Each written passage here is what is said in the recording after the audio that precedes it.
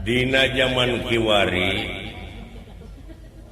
naon rupa-rupa cara jelema pikeun ngasut jelema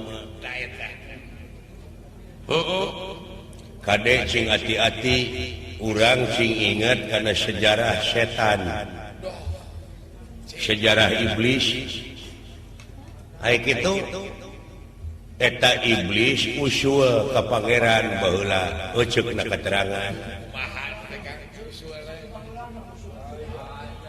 usul kumaha setan atau iblis usul ka pangeran heuh ka Allah hayang panjang umur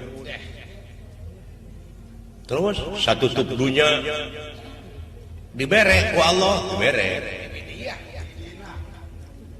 hayang gagah diidinan hayang ngagoda anak putu Adam diidinan dirinya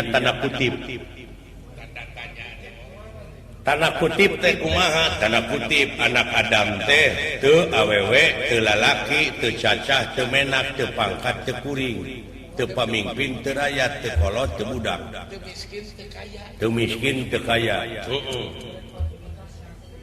tah ari setan di mana ngagoda jelema anu pangkatna raja bakal leuwih bahaya lamun setan abus ka jelema anu berpengaruh tadinya leuwih bahaya sapertina dewek teh hiji guru muridna teh aya ratusanana tah si guruna teh tuluy kagoda ku iblis nyaeta nyaritakeun manehna soal kangewa manehna ka batur make dalil ngalibatkeun anak muridna tangtu bakal digugut ku anak muridna bahayana eta anak murid bakal milu geuleuh ta ka musuh guruna sanajan eta guruna teh salah pasti eta mah heueuh tah ti dieu cing bisa nganalisa naon munguh jelema nu mikir tapi kudu kritis ayeuna mah euy kudu kaharti ulah wa kasumuhun dawuh cing waspada permana tinggal contohna mah kieu we lah sanajan inung bapa ayeuna tah ngagarong mah ulah digugu sebab disilakeun teh sing aya pamilih benar kata pikiran teh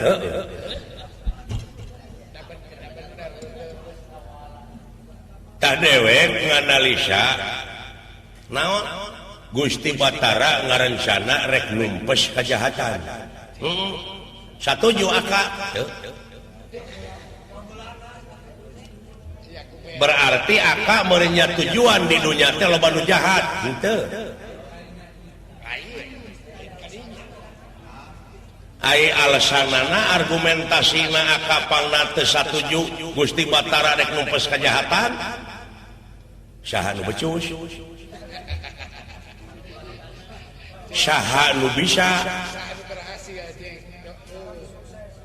nah sabab itu ngarumpak kodrat jeung irodat nah sabab hade jeung goreng parantos kun payakun parantos jadi jajadian saha eta hade jeung goreng jajadian Allah eta teh geus abadi hade jeung goreng teh beurang jeung peuting ai beurang abadi henteu kasalang ku peuting ai peuting abadi henteu kasalang ku beurang ai beurang peuting abadi da eta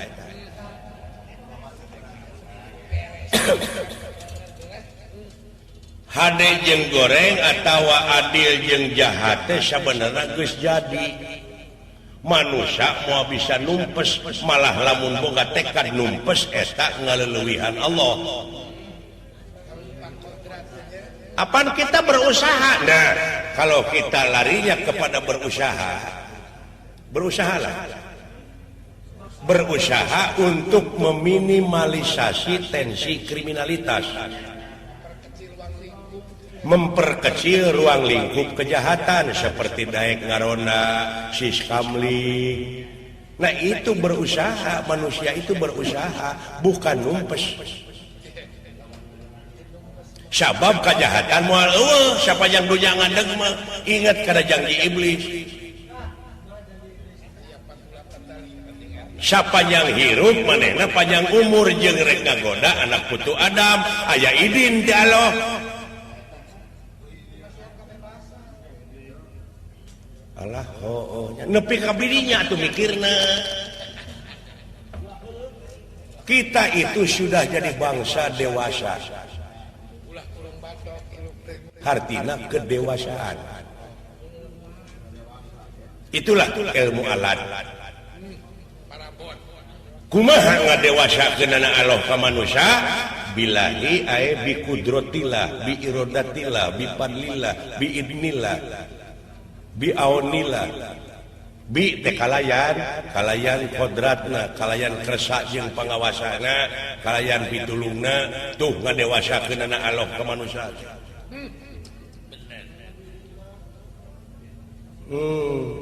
Pinter akal jeung ngaji. Aing dia itu percaya batur mah geus mikiran Pentium 4 aya urang ngajedog ge perbutali grepe era da tuh geus jauh tinggalin agama tapi pek pikir dia memikiran soheh doib henteu soheh henteu doib berapa sia ngulukutak ke dirinya atung keneh benar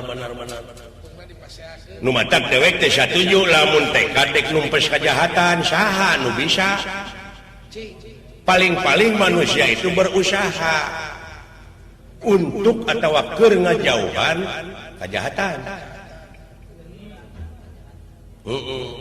nya matak ulah wakan dituturkeun teh pan menegara teh Bandungan we urang ketika jauhan Bandungan teh kajauhan neangan bapa we urang tekadna sabab innamal amalu biniat sagala rupa amal-amalan kumaha niat kumaha lamun engke dunungan urang Pandawa atawa Kurawa ngagugat teh ka Kresna lamun dorna pae pembunuhan saha nu ngabunuhna Gatot Kaca pan menegara si Cepot si Dawala kan terlibat maka iya tak sanajan teu milu ngabunuh tapi mempelancar memperkuat terlibat ya kasus goreng-gorengna 10 tahun hari itu mah meureun ditanggung jawab hari itu hari aing sanu tanggung jawab sabab ieu pembunuhan berencana ya alah cek aing oge waspada jadi dia sanajan nu nyaah ka urang tapi ingat tingali kasang tukangna eta Gatot Kaca make cek aing oge keun cenah maranehna atuh bejaan moal ditarima sabab datangna ge ti aing ti sanapeun ti rakyat da ayeuna mah percayana ka jelema teh lamun urang loba dunyana lamun urang luhur pangkatna kakara percaya ai datang ti aing moal didenge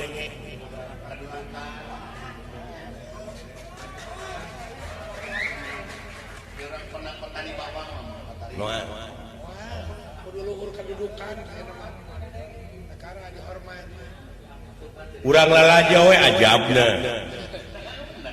pan orang kabawa kena ajab lumatak jauhan oge lamun nek lalajo ulah tengah teuing ulah hareup teuing yang ulah tukang teuing hareup teuing kagalai tukang teuing ti jengkang sigerna siger tengah ari hayang salamet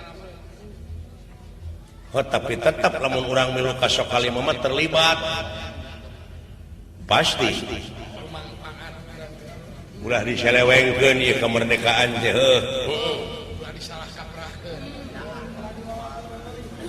kahijina deui naon cikeneh kapan urang teh sasi Rajab mieling diisrokeun di mi'rajkeunana junjunan urang Nabi besar Muhammad sallallahu alaihi wasallam di Masjidil Haram ka Masjidil Aqsa tidinya vertikal ngajugjug ka Sidratul Muntaha ngaliwatan langit kahiji, kadua, katilu, kaopat, kalima, kagenep, katujuh tidinya ka Sidratul Muntaha rop-rop aras nyaeta audensi sareng Allah oleh-oleh ti ditu salat nu 5 waktu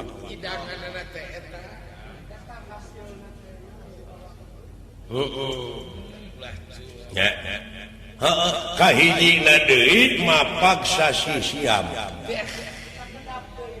A'udzu billahi minasyaitonir rajim. Bismillahirrahmanirrahim. Ya ayyuhalladzina amanu kutiba alaikumusiyam kama kutiba alal ladzina min qablikum la'allakum tattaqun. Supaya maneh jadi jalma takwa, yuk kurang bebarengan dina bulan puasa. Mun kuring gering teu naon dina bulan Syawal gentian sapanjang silaing dina bulan puasa gering. Kumaha lamun geringna sabulan gentian sabulan di mana kecageun. Kitu kumaha lamun teu ngagentian pijah nu di dahar tu silaing sapoe beak sabarahaeun tah bikeun ka fakir miskin sapoe lamun 30 poe 30 urangeun teu ngaberatkeun agama kitu tu ieu teh panganten teh teh hikmahna ageung pisan ieu dina wengi ieu teh direntetkeun jeung ulang tahun kemerdekaan Republik Indonesia jeung mieling mi'raj diisrokeun di mi'rajgeunana jeung mapag sasi Siam pardu kasambut sunat kalampah kitu jeung ngabejaan sugan aya nu mangnepikeun ka pemerintah naon sababna ieu jalan ka dieu awut-awutan keneh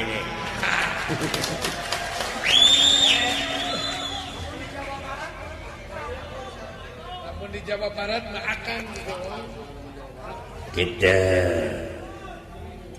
nya kitu era kitu nya ai pajak di copotan PBB jalan awut-awutan lain moal meureun acan da lain ieu wae meureun omeaneun teh meureun keur dipapai dek kumaha bersatu na hirup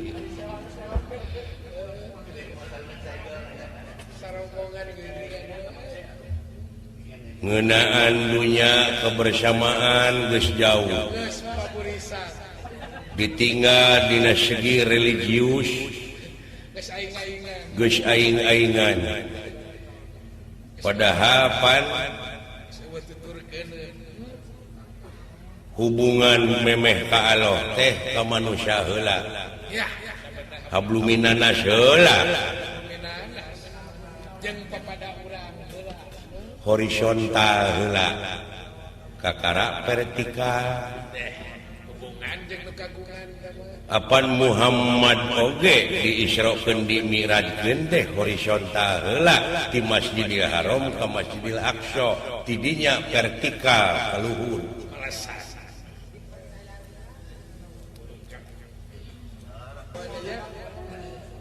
tadi eta bapak protokol bapak anu bapak kuwu bapak protokol ti bapak hajat kita nikmati nikmat iman nikmat Islam ngan ukur jadi seremoni bungkus piraku ieu dunya teh pinuh ku sinetron Abong kena ieunya pangungsian sandiwara menit pinuh ku formalitas, pinuh ku kepalsuan, tidak ada nilai kemurnian. Mana itu manusia teh?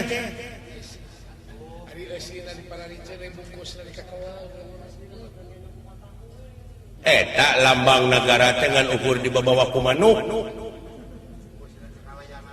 Hei Garuda, kapan kau hinggap ke sini? Kapan keadilan diturunkan? Nah ya Garuda teh rek megarkeun nogna.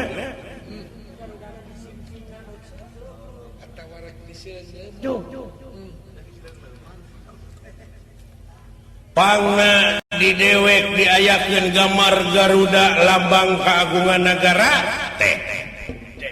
Sejarah nu utama sabab Garuda megarkeun nogna. Dalam karuhun urang baheula teu minta tulung ka Amerika, Jepang dibom. Tuh Garuda megarkeun nogna teh. Pan mararantau urang Jepang ti dieu ka itu da dibom lemurna.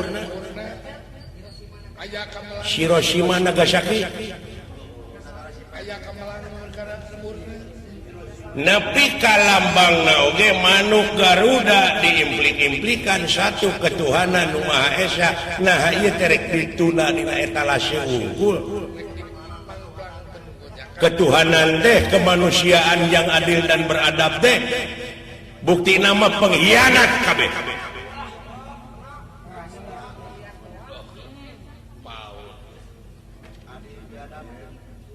Biadab. Keadilan dengan ukur berlaku na keur nu maling domba unggul, ai nu maling duit negara diantep.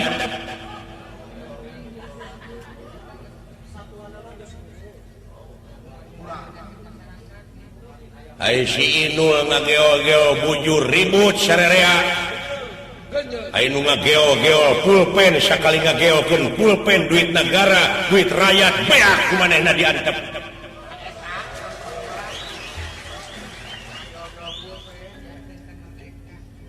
Apa artinya merdeka? Candi Hanap ayeuna minuman keras, ekstasi, magadon, sabu-sabu geus jadi bahan komoditas ke kampung-kampung. Bangsa urang geus taleler, utamana para pemuda anu jadi tulang tongong negara mana lemah. Untung aya urang kampung Cibendung bisa ngabendung hawa nafsu.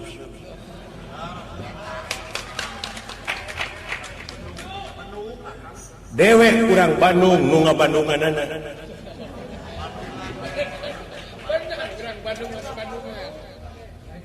Omat ulah parunung.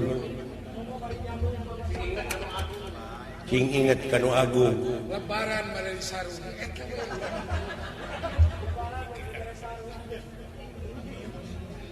Tuh.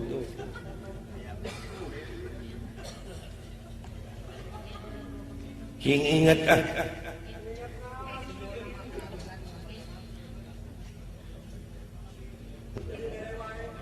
nya matak cenah geuningan di imah ulah aya patung. Lamun di imah aya patung eta malaikat rahmat teh moal daekeun datang. Da sieun ku patung. Patung nu mana? Ai maksud akang patung nu mana atuh? Apa Nabi Ibrahim alaihi salam oge pan? Raja tauhid teh. Oh eta teh. Baheula dina zaman Raja Namrud. Ai Raja Namrud teh jeung balad-balad teh nyembahna teh kana patung mangeranna teh. Pangeranna. Pan di dinya mimiti hujah. Eta patung-patung teh dipek-prekan ku Nabi Ibrahim. Patung leutik nepi ka patung rada beujeuhna. Peletrak dipek-prekan. Atuh puguh sararemplak. anu semplak irungna anu semplak ceulina anu semplak leungeuna panakolna teh gantungkeun ka patung nu panggedena pan isuk-isuk ribut nu ngajaga patung reuwaseun bebeja ka Raja Namrud itu cenah pangeran urang sararemplak aya pangeran eueuh leungeunan aya nu eueuh sirahan aya pangeran semped tuh sing teangan cenah nu neungeulanna saha kapanggih Ibrahim maneh cenah nu neungeulan pangeran aing itu meureun cenah tuh patung nu panggedena geuning itu panakolna ngagantung manya cenah sia goblok patung bisa neungeulan tah tidinya mimiti hujah Nabi Ibrahim teh atuh naha maknya mamake disembah